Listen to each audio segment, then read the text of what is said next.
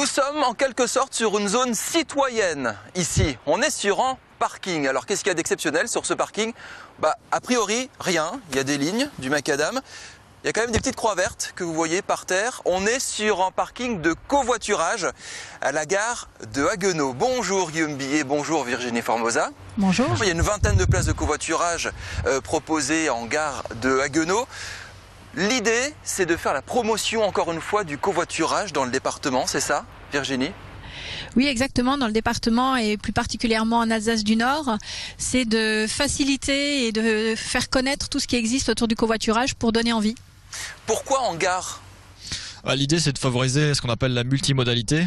En fait, que les gens puissent venir à la gare par plusieurs moyens, donc le vélo, la marche à pied notamment, aussi le covoiturage, et ensuite qu'ils prennent le train. Donc voilà, c'est de leur offrir différentes solutions pour économiser sur leur budget transport notamment. Je disais que c'était une zone citoyenne ici. C'est un peu vrai quand même, il faut être un petit peu citoyen aujourd'hui pour s'engager dans le covoiturage. Je pense que déjà, il faut savoir calculer et quand on compte un petit peu tout ce que coûte une voiture, je pense que c'est intéressant d'essayer à se partager un petit peu tous ces frais. C'est sûr que ça demande une organisation, mais il y a du coup plein de services autour qui peuvent être mis en place pour pouvoir aider à s'organiser. Une fois que c'est mis en place, ça devient tout naturel.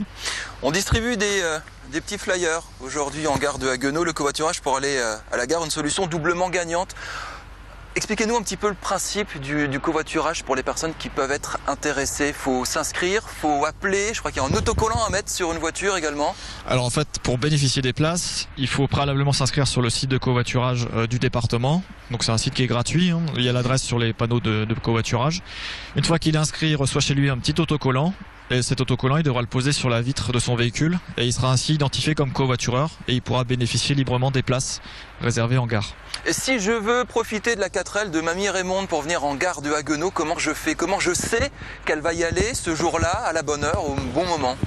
Après, il faut se mettre d'accord avec la personne qui veut covoiturer avec vous. Il y a différentes façons, hein. Soit c'est du bouche à oreille, soit vous passez par des sites de mise en relation, hein, notamment celui du département, il y en a d'autres. Mais la plupart du temps, c'est une organisation qui est propre aux personnes. C'est de la bonne entente, c'est de la mise en relation qui se fait de manière un peu informelle. Ça se développe vraiment, le covoiturage, ou c'est un truc de bobo écolo comme ça, vraiment, on va le dire? Non, il y a une vraie dynamique autour du covoiturage, principalement depuis qu'il y a une forte augmentation des prix des carburants. Nous, on le voit parce qu'au département, on a beaucoup de parkings de covoiturage, on a à peu près une trentaine de parkings à l'échelle du département et on en a qui sont saturés. On est en train de faire des travaux, notamment là, actuellement à Bar. L'année prochaine, on a prévu à Sarre-Union. Enfin, on voit qu'il y a quand même une vraie dynamique. Et à côté de ça, on a beaucoup de sites sauvages un peu qui se développent. Donc des gens qui se garent à proximité des échangeurs sur des aires qui sont pas réservées au covoiturage. Donc on voit qu'il y a quand même une attente. Et c'est fortement lié à l'augmentation des prix des carburants. Et l'idée avec le TER, juste là, à quelques dizaines de mètres de ces places de parking, c'est une sorte de cercle vertueux.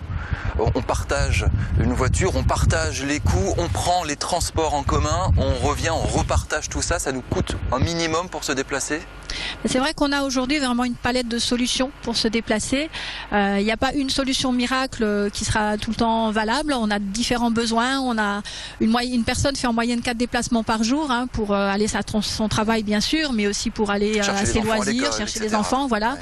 Donc à chaque déplacement correspond des solutions. Un petit peu par habitude, par facilité, on prend la voiture.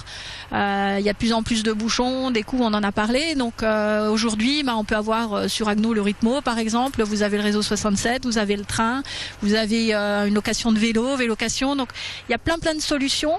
À nous de les connaître déjà, donc à nous de les faire connaître. Et puis ensuite on s'organise et puis on fait appel à ça. Pour avoir davantage de renseignements, c'est facile, le site internet est sur les panneaux et il s'affiche également en bas de votre écran.